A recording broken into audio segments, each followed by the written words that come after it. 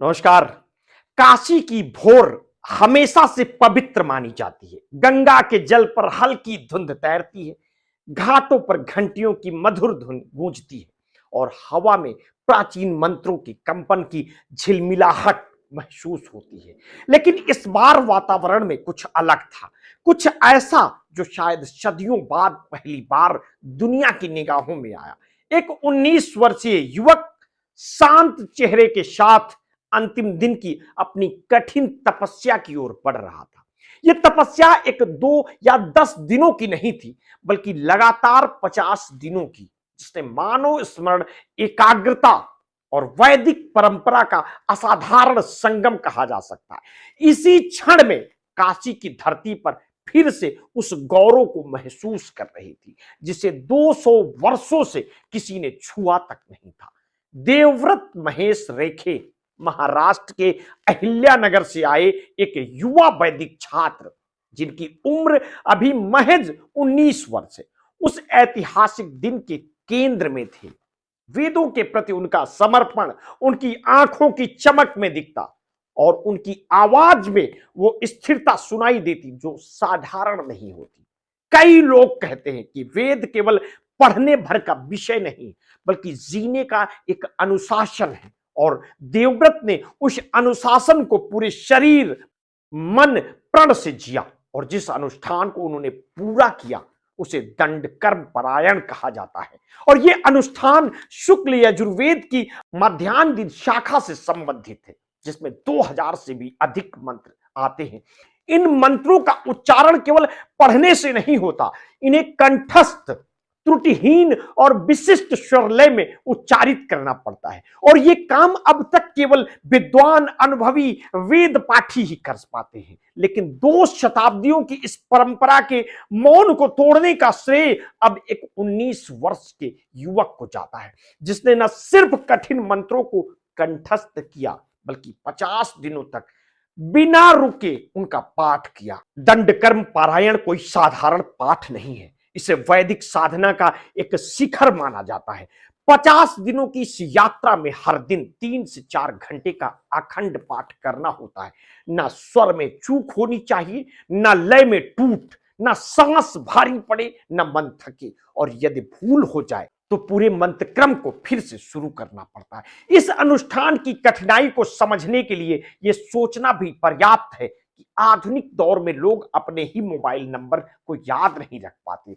2 paragraph याद करने में भी लोग थक जा रहे हैं, और यहां एक किशोर हजारों मंत्रों के साथ लड़ रहा था, जैसे उसके भीतर कोई अदृश्य ऊर्जा बह रही हो। यह साधना सिर्फ याददाश्त नहीं मांगती, ये धैर्य, अनुशासन, तप, व्रत और एकाग्रता की पराकाष्ठा मांगती है। और यह मन को इतना स्थिर करती है कि इंसान की सोच, व्यवहार और व्यक्तित्व तक बदल सकता है। देवव्रत का ये अनुष्ठान 2 अक्टूबर से शुरू हुआ था और 30 नवंबर को पूरा हुआ। लगातार 50 दिन, ना कोई छुट्टी, ना कोई व्यवधान। एक भी दिन छोड़ा जाता तो पूरी साधना शून्य मानी जाती।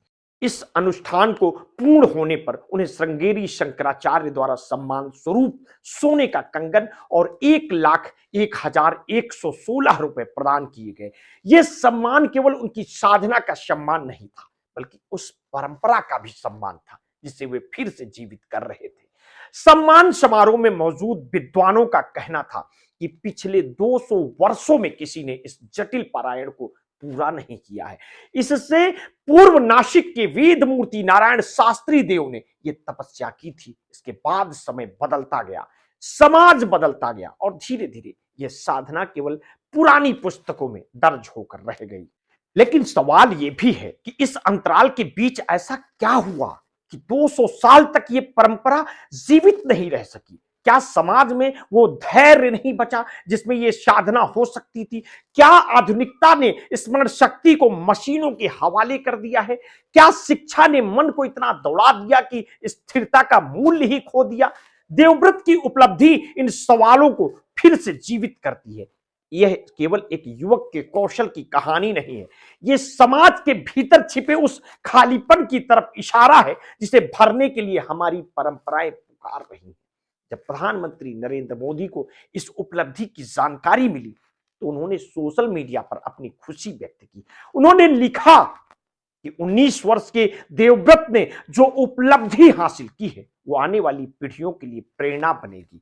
काशी से सांसद होने के नाते उन्होंने इसे एक विशेष गर्व का विषय बताया। मुख्यमंत्री योगी आदित्यनाथ ने इसे भारतीय वैदिक परंपरा की शक्ति का जीवंत उदाहरण कहा। लेकिन इन बधाइयों के पीछे एक बड़ा प्रश्न भी छिपा है। क्या यह प्रतिक्रिया सिर्फ प्रशंसा है या क्या यह भारतीय शिक्षा और संस्कृति को नए सिरे से दिशा देने की जरूरत की ओर इशारा भी है? क्योंकि यह सिर्फ एक व्यक्ति की यात्रा नहीं है, यह एक पीढ़ी के सामने खड़ा हुआ दर्पण है। इस दर्पण में हम क्या देखते हैं? एक युवा जो तप करता है, एक समाज जो तप से दूर भागता जा रहा है। देवव्रत की कहानी यह भी पूछती है कि जब तकनीकी स्मरण को कमजोर कर रही है, जब सूचनाएं केवल स्क्रीन पर टिमटिमा रही हों, जब ध्यान टिकता ही ना हो, तब क्या भारतीय परंपरा किसी चमत्कारिक युवा के सहारे ही जीवित रहेगी? या समाज को सामूहिक रूप से यह सोचने की जरूरत है कि हमारी जड़ें किस मिट्टी में हैं? रामघाट का वल्लभ राम शालिग्राम सांगवेद विद्यालय जहां देवव्रत पढ़ते हैं, ये सिर्फ एक विद्यालय नहीं बल्कि एक विरासत है। यहाँ हर सुबह मंत्रों का सामूहिक स्वर गूंजता है जो बताता है कि जीवन की गति चाहे जितनी भी तेज हो जाए, कुछ चीजें समय से नहीं परंपरा से चलती हैं। देवव्रत के पिता महेश चंद्रकांत रेखे स्वयं विद्वान हैं और उन्होंने ही अपने पुत्र को इस साधना के लिए तैयार किया। लेकिन क्या हर बच्चे को ऐसा वातावरण मिलता है? और यदि नहीं मिलता है तो क्या हमारी शिक्षा व्यवस्था कभी उस दिशा में बढ़ेगी जहां स्मरण, संस्कार, एकाग्रता तीनों को समान महत्व दिया जाए? देवव्रत की यात्रा सिर्फ कठिन नहीं थी बल्कि एक प्रकार से मौन क्रांति भी थी। आज के समय में जब युवा सोशल मीडिया पर रोजाना चैलेंज करते हैं, लाइक और फॉलोअर्स के पीछे दौड़ते हैं, तब एक युवक अपनी साधना के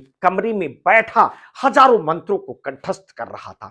ये विरोधाभास ही समाज का सच है। और एक चमकदार दुनिया, दूसरी ओर एकाग्रता का तप, एक और शोर और दूसरी ओर मौन का संगीत। सवाल यह है कि आने वाली पीढ़ी किस दिशा में जाएगी? 50 दिनों की साधना के अंतिम क्षणों में जब देवव्रत ने आखिरी मंत्र का उच्चारण किया तो काशी का वातावरण मानो एक नई ऊर्जा से भर गया। गंगा की लहरें हल्की सी उठी, जैसे किसी प्राचीन परंपरा ने फिर से सांस ली हो। वहां मौजूद विद्वानों, संतों और शिष्यों की आंखों में गर्व था, लेकिन यह गर्व सिर्फ देवव्रत का नहीं बल्कि उस परंपरा का था जो हजारों वर्षों से भारतीय आत्मा को दिशा देती हुई आई है। और अब बात आती है उस प्रश्न की जिसे यह पूरी कहानी जन्म देती है। क्या यह उपलब्धि हमारे समाज के लिए कोई परिवर्तनकारी संकेत है? क्या हमारी शिक्षा, हमारी जीवन शैली, हमारी संस्कृति इस दिशा में कोई नया कदम उठाएगी या देवव्रत की कहानी कुछ दिनों तक चर्चा में रहकर फिर भूल जाएगी? ठीक वैसे ही जैसे हम अक्सर प्रेरणादायक घटनाओं को भूल जाते हैं। उत्तर हमारे पास नहीं है लेकिन संकेत साफ है। भारतीय परंपरा अभी खत्म नहीं हुई है, वो जिंदा है। बस उसे छूने वाला, उसे जीने वाला, उसे आगे बढ़ाने वाला एक देवव्रत चाहिए। समाज को भी यह समझना होगा कि संस्कृति केवल पुस्तकों में नहीं रहती, ना तो सिर्फ उत्सवों में, बल्कि संस्कृति उसी समय जीवित रहती है जब उसे अभ्यास में उतारा जाए, जब मंत्र से पढ़े ना जाए बल्कि आत्मा में बस जाए। देवव्रत महेश रेखे की 50 दिन की कठिन मौन एकाग्र यात्रा हमें यह सिखाती है कि भारतीय ज्ञान परंपरा सिर्फ इतिहास नहीं बल्कि वर्तमान और भविष्य की धड़कन है। और यह कहानी हमें हिला सकती है, प्रेरित कर सकती है, सोचने पर मजबूर कर सकती है, लेकिन आगे की यात्रा समाज की है और वो इस जागरण को कितना आत्मसात करता है। क्योंकि अंततः मौन आवाज सिर्फ एक है, परंपरा पुकार रही है। सवाल यह है कि हम में से कौन उसे सुनने का साहस रखता है। और शायद यही वो क्षण है जहां देवव्रत की तपस्या एक कहानी नहीं बल्कि एक संदेश बन जाती है कि भारत की आत्मा अभी भी जाग रही है, बस उसे पहचानने की जरूरत है। मिलते हैं किसी नेक्स्ट स्टोरी के साथ। आपने अगर अभी तक हमारे चैनल को सब्सक्राइब नहीं किया तो तत्काल कर लीजिए, बेल आइकन दबाना बिल्कुल ना भूलिए। अपने स्वास्थ्य पर सचेत रहिए, सजग रहिए और हाँ, आपने कभी भी कोरोना वैक्सीन लगवाई है तो समय समय पर अपने ब्लड प्रेशर की जांच अवश्य कराते रहिए। अपना ध्यान रखिए। बहुत बहुत धन्यवाद। साधुवाद।